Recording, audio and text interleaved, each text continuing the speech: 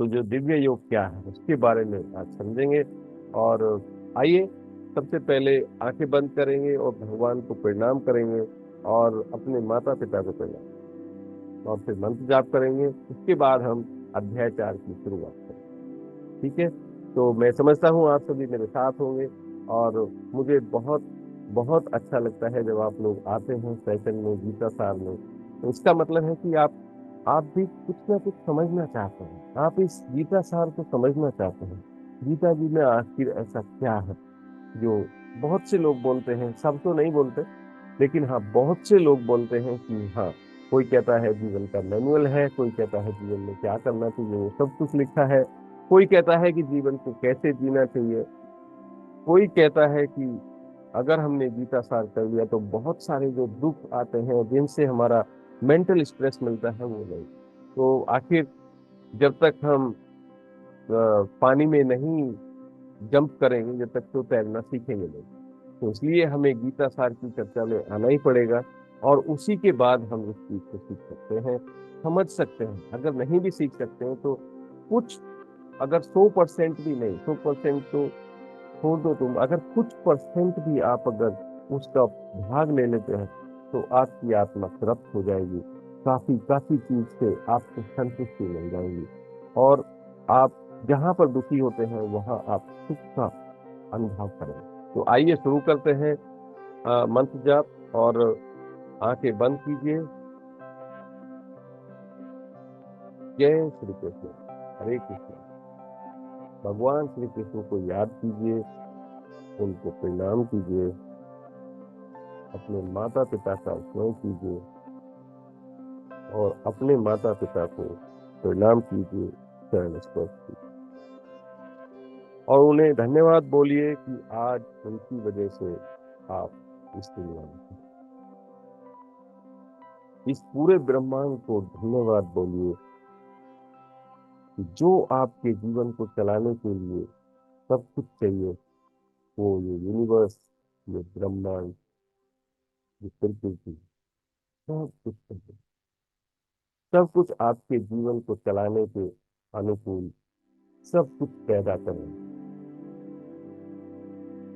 उस ब्रह्मांड को बहुत बहुत धन्यवाद। पंच तत्व को, धरती, जल, अग्नि, वायु, आकाश, सभी को बहुत बहुत, आप सभी को, मेरी आत्मा का, आप सभी की आत्मा को प्रणाम। आप सभी से, आप सभी का स्वागत करता हूँ, और एक अच्छा विचार लेके आइए और बोलिए तथास्तु। और आप सभी का मैं स्वागत करता हूँ इस चर्चा में। तो अगर हम अपने नित्य काम को यज्ञ की भांति करेंगे तो हमारा सीधा संबंध परम ब्रह्म से होगा। भगवान श्री कृष्ण ने आज के अध्याय में कहा कि मैंने इस अमर योग विद्या का उपदेश सृष्टि की शुरुआत में सूर्य देव विश्वान को दिया, और सूर्य देव ने मनुष्य के पिता मनु को दिया, और मनु ने इसका उपदेश ईक्ष्वाकु को दिया। लेकिन बीच में कलाक्रम के वजह से इस प्रकार यह परम विज्ञान गुरु परंपरा द्वारा प्राप्त किया गया, और राज ऋषियों ने इसी विधि से इसे पढ़ा। किंतु कालक्रम में यह परंपरा भिन्न हो गई, इसलिए यह विज्ञान, यह योग विज्ञान यथारूप में लुप्त हो गया लगता है। तो उसी वजह से आज मेरे द्वारा वही प्राचीन योग, यानी परमेश्वर के साथ अपने संबंध का विज्ञान तुमसे कहा जा रहा है, मैं तुम्हें सुनाने जा रहा हूँ, क्योंकि तुम मेरे भक्त भी हो और तुम मेरे मित्र भी हो। इसलिए तुम इस विज्ञान के दिव्य रहस्य को समझ सकते हो। तो इससे सीधा सीधा साफ होता है कि श्री कृष्ण बोलते हैं कि अगर आप मुझे भक्ति भाव से, अगर आप मुझे समझना चाहते हैं तो आप मेरे योग को, मेरी योग पद्धति को, इस दिव्य भक्ति को समझ सकते हैं। क्वेश्चन ही करते रहेंगे कि ये है क्या, तो नहीं समझ पाओगे। अगर आप सिर्फ शक करते रहेंगे, भ्रम करते रहेंगे और संदेह करते रहेंगे, तो हो सकता है कि आप कुछ चीजों को खो दो और वो आपके पल्ले ना पड़े। जब ये सुनते हैं अर्जुन तो बोलते हैं कि हे केशव, सूर्यदेव प्राचीन है और आप तो आधुनिक काल में जन्म लिया है, तो आपने, मैं कैसे मान लूं कि आपने सूर्यदेव को ये योग पद्धति दी थी, ये विज्ञान दिया था। मैं कैसे समझूं कि शुरू में ही आपने उन्हें ये विद्या का उपदेश दे दिया था। श्री कृष्ण भगवान कहते हैं, तुम्हारे और मेरे अनेक अनेक जन्म हो चुके हैं, मुझे तो उन सब का स्मरण है, मुझे तो वो सारे के सारे जन्म याद है, परंतु हे परम तप, तुम्हें वो सारे जन्म याद नहीं है। मैं अजन्मा और अविनाशी हूँ, और यद्यपि मैं समस्त जीवों का स्वामी हूँ, तो भी प्रत्येक युग में अपने आदि दिव्य रूप में प्रकट होता रहता हूँ। मैं अजन्मा हूँ, अविनाशी हूँ, समस्त जीवों का स्वामी हूँ, इसलिए प्रत्येक युग में आदि दिव्य रूप में प्रकट होता रहता हूँ। हे भरतवंशी, जब भी और जहां भी धर्म का पतन होता है और अधर्म मुख्य होने लगता है, तब तब मैं अवतार लेता हूँ और भक्तों का उद्धार करता हूँ, दुश्मनों का विनाश करता हूँ और धर्म की स्थापना फिर से हर युग में प्रकट होता है।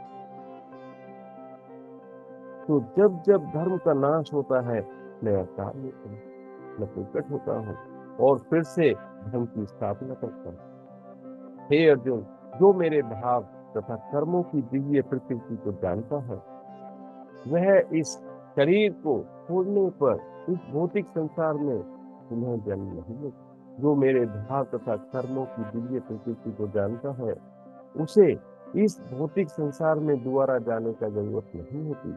वो मेरे सनातन धाम को प्राप्त होता है, वो मुझमें लीन हो जाता है। आसक्ति, डर और क्रोध से मुक्त होकर, मुझमें पूर्णतया होकर और मेरी शरण में आकर बहुत से व्यक्ति भूतकाल में मेरे ज्ञान से पवित्र हो चुके हैं।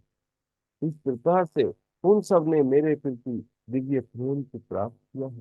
तो ये लगाव, ये डर, ये क्रोध, इस सब से मुक्त होकर, मुझ में पूर्णतया लीन होकर और मेरी शरण में आकर बहुत से ऐसे व्यक्ति हैं जो भूतकाल में मेरे ज्ञान से पवित्र हो चुके हैं। तो आप भी जरूर होंगे। जिस भाव से सारे लोग मेरी शरण ग्रहण करते हैं, उसी के अनुसार मैं उन्हें समझता हूँ। जिस भाव से लोग, सारे लोग, जो भी लोग जिस भाव से आते हैं, वो मुझसे वही पाते हैं।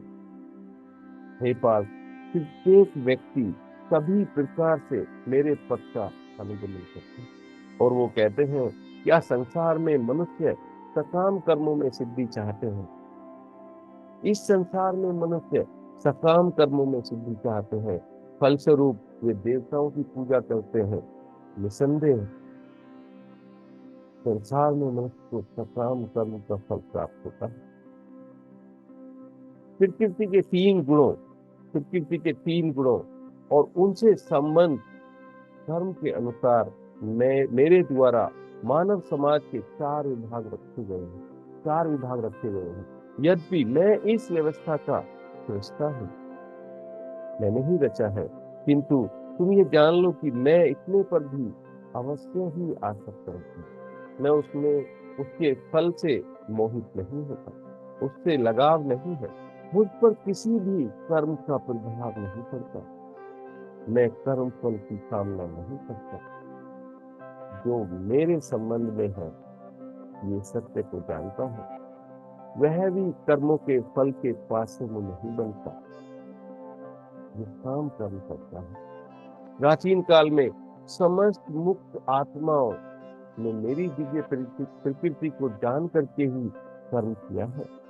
इसलिए तुम्हें चाहिए कि तुमने उनके पद चिन्हों का अनुसरण करते हुए अपने कर्तव्य का पालन करो। कर्म क्या है, अकर्म क्या है, इसे निश्चित करने में बुद्धिमान व्यक्ति भी मोहग्रस्त हो जाता है। इसलिए मैं तुम्हें बताऊंगा कि कर्म क्या है, जिसे जानकर तुम सारे अशुभ कार्यों से सारे अशुभ से मुक्त हो जाओगे।